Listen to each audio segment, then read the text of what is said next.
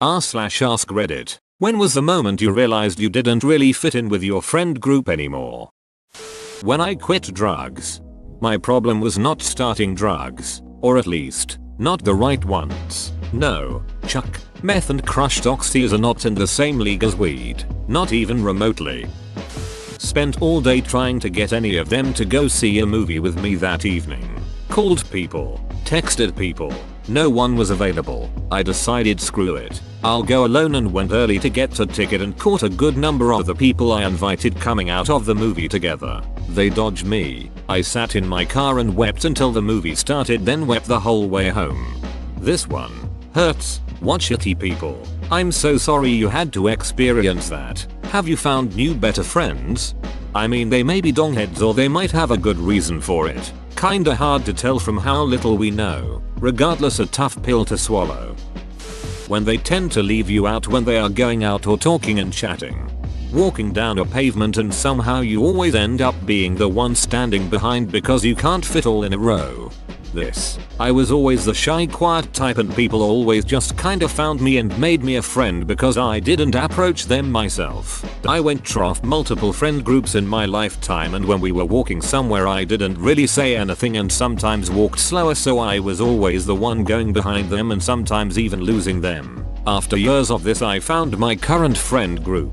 The little things I noticed is when they asked my opinion about something when I didn't answer, like where should we eat. One time we were going down a sidewalk and as expected I voluntarily got behind. We went on for maybe half a minute when they turned around and asked if I'm okay. I said yeah, I'm just used to be here, you know, watching over everyone, making sure everyone is here and safe. Plus we would be a tight fit if I would walk with you. They smiled and said you are fitting in just right while they were putting their arms around me. I think that was the first time I felt I'm really a part of a friend group. It was amazing. Over the summer I realized I didn't have any contact information for a single one of them, and they didn't have mine. Then when school started again they would talk about hanging out outside of school all the time, and I realized I was just a school friend and they didn't really care to hang out with me. I've had that happen as an adult in the working world. It's frustrating. Yeah, I have to. It really just sucks. I only mentioned this one because I had thought we were friends for 3 full years at that point. I'm now 10 plus years out of high school with enough clarity to realize that being a school friend is okay. But at the time it hurt so bad to realize. I just stopped talking to them one day and none of them tried to talk to me, so I just left it. The inside jokes that I don't get, lol. As someone who struggles with my self-esteem and fitting in and seeming cool, this one hits close to home. My friends will have one inside joke I don't get, and for the rest of the day I think they all hate me and don't want to be my friend. You might want to look into rejection sensitive dysphoria. I have it along with my ADHD and I get that same experience too sometimes.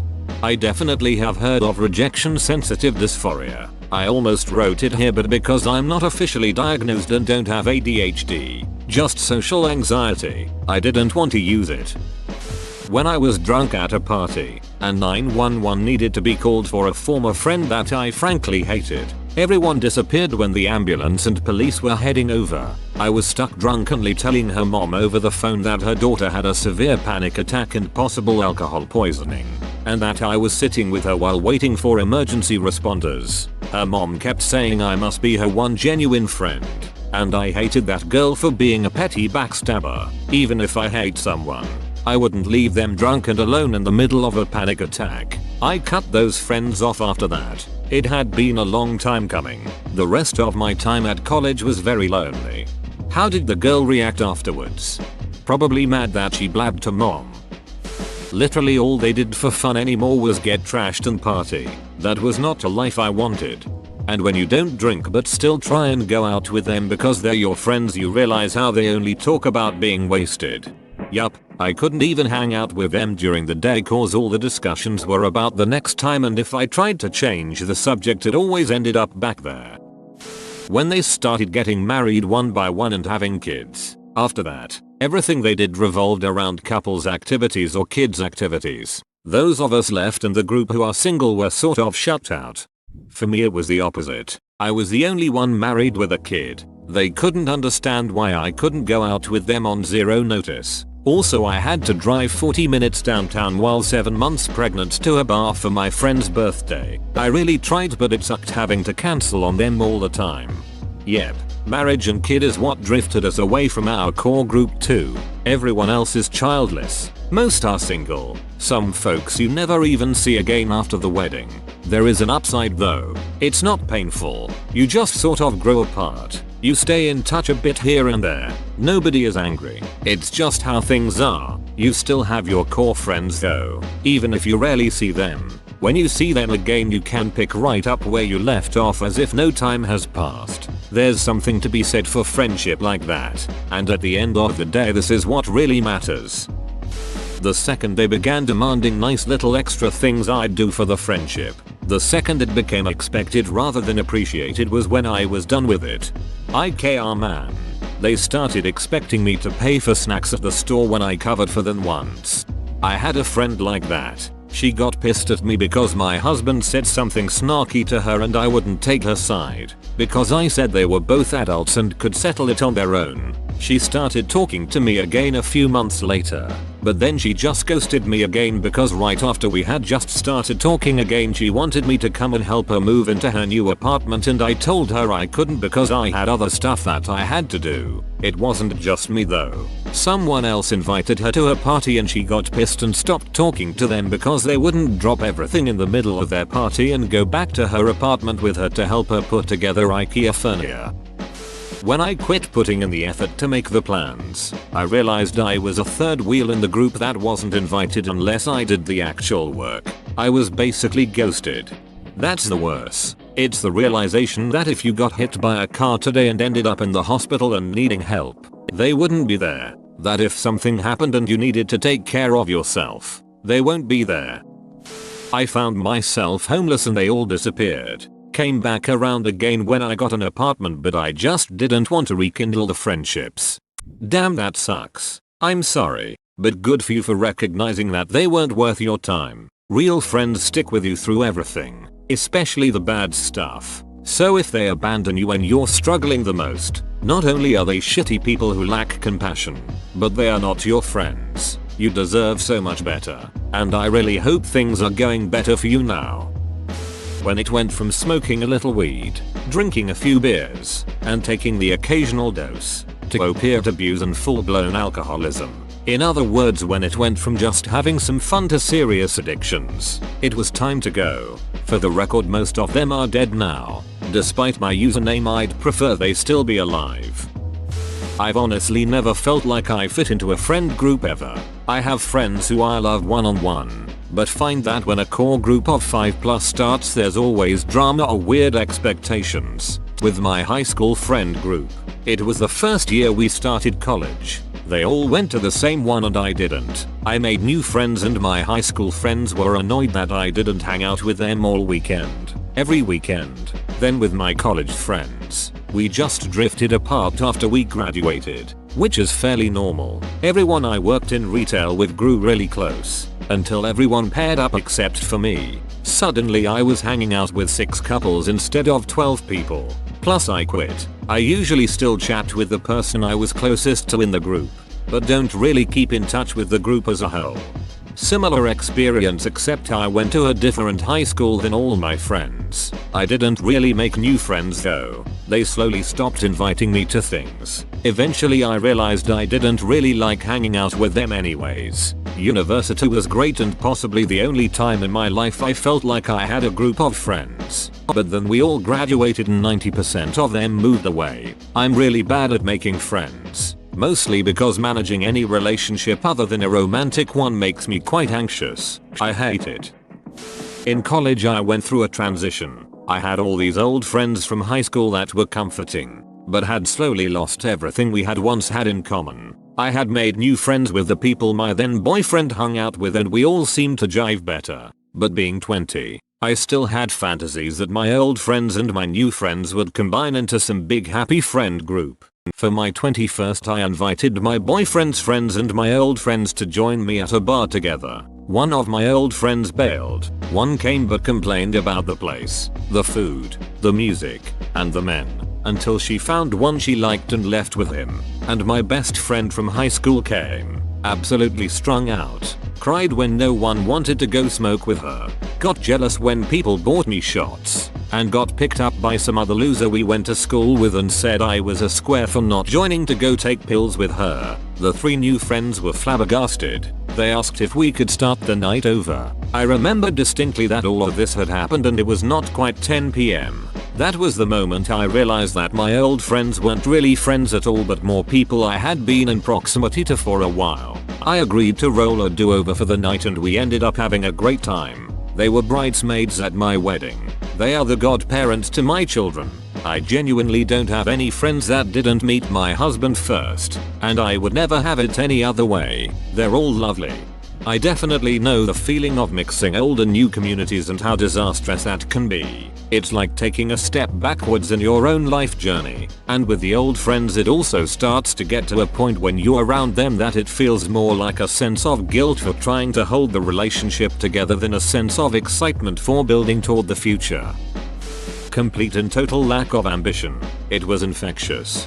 That was a big part of what happened with the friend group that I used to hang out with. Zero ambition and zero plan to do anything with their lives. One person other than me in that friend group finished a college degree, and even though she didn't finish her graduate school courses, she has a really good job in the field that she dreamed about getting into in high school. I don't really talk to her anymore because we went in different directions career-wise. But the other people that I used to be friends with in high school and early college are mostly still working at minimum wage jobs, living with their parents and not really maintaining even friend-level relationships with anyone. As far as I can tell, none of them want to do anything really. One in particular still lives with their mother and doesn't work and has only ever had one job that they didn't keep for very long. No idea what the plan is for if something happens to their mother, since she is the one who provides a roof over their head and pays the bills and whatnot.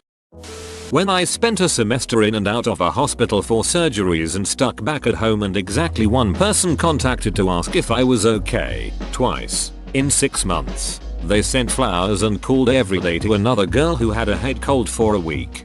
This. Found out during lockdown people were only going to ask if I was okay if I asked them first.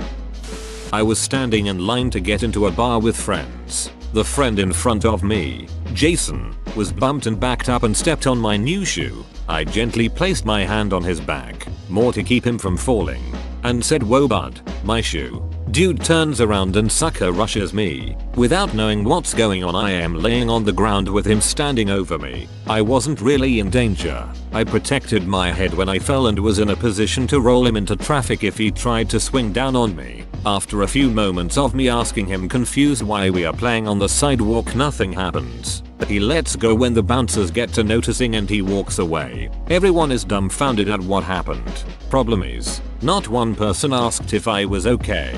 No one left to get a drink with me. No one was overly concerned about this unprovoked attack except to see if Jason was alright. Okay, whatever. I leave, and as I am walking home I call who I thought was my best friend at the time to hash out what just happened. No answer. Then like 5 minutes later I get a call from Jason shit talking and referencing the voicemail I had just left my best friend. She let him and the group listen to it and ridicule me. The most hurtful part was this line. I still remember vividly to this day.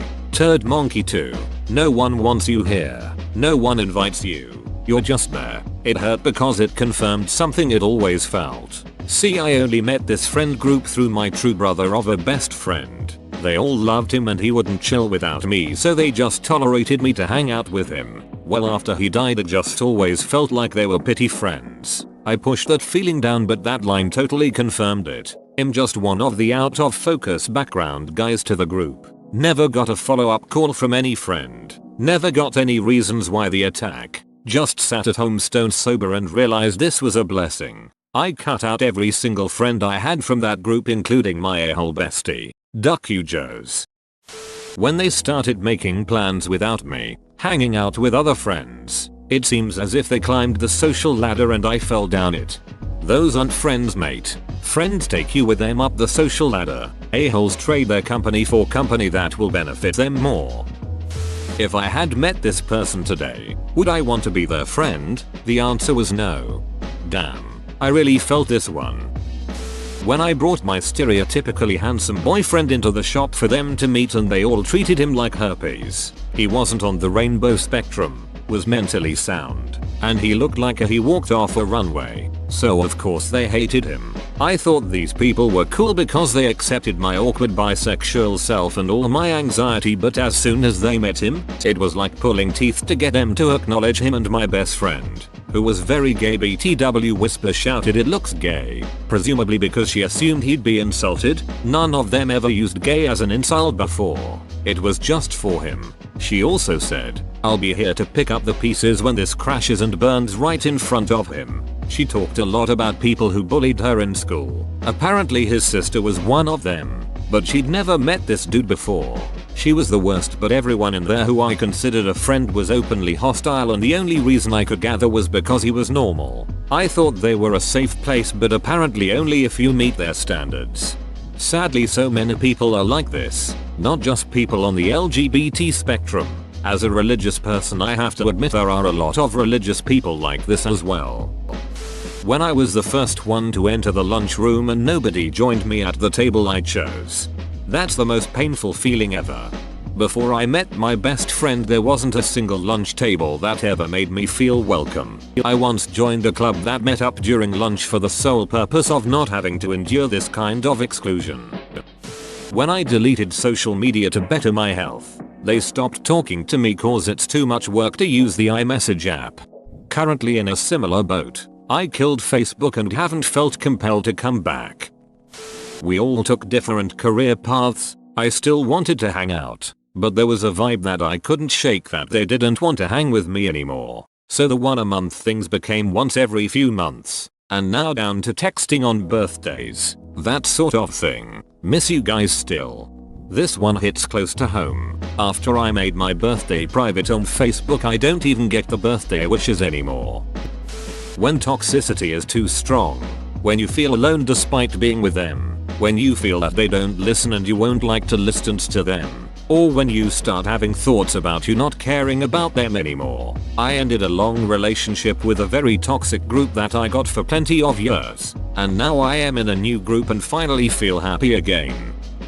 We kept inviting everyone over for a fun evening and everybody just sat there after dinner was done like, well, entertain us. One day my spirit went dry and we just watched Slav memes and everyone left quite quick. They never invited me and my girl over, so we laid low and waited for them to make a move. Been 3 years now. Sounds like you would rather watch memes with your girl than have a dinner party, and that's totally okay. Whoa, you made it to the end? You're a ducking beast. I'll cut you a deal. Smash like and subscribe for more curated content, bruh. It's free and that's a great price.